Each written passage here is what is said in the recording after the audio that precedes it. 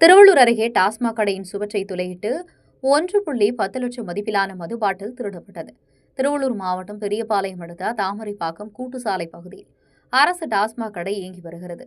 இந்த டாஸ்மாக் கடையில் விற்பனையாளர் வழக்கம் போல கடையை பூட்டிவிட்டு மறுநாள் காலையில் வந்து பார்த்தபோது கடைக்குள் இருந்த மது பாட்டில்கள் வெளியே சிதறி கிடந்தது கண்டு அதிர்ச்சியடைந்தார்.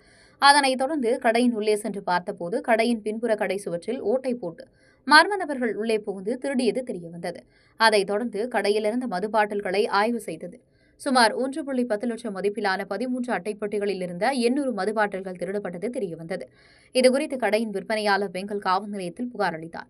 இந்த புகாரின் பேரில் பெங்கல் காவல்துறையினர் வழக்கு பதிவு செய்து டாஸ்மாக் கடையில் சுவற்றை துளையிட்டு மது பாட்டில்களை திருடி சென்ற கொள்ளையர்களை தேடி வருகின்றனர். மேலும் அருகே உள்ள கண்காணிப்பு கேமரா காட்சிகளையும் ஆய்வு செய்து தீவிர விசாரணை நடத்தி வருகின்றனர்.